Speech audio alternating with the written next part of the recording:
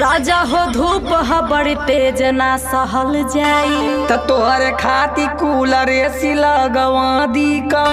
राजा हो नमकीन स्प्राइट भी मंगा दीना।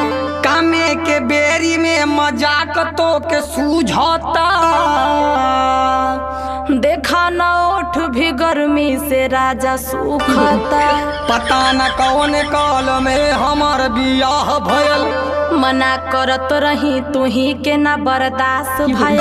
वही के ताना रोज रोज मारली हमके। इ तो अभी कुछ ना है खर्चा भी कराई बुझम के। हाँ तो एक दिन चढ़ल नशा तोहार उतर जाई।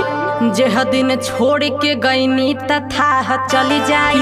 तो के काम कैले में कौन परेशानी।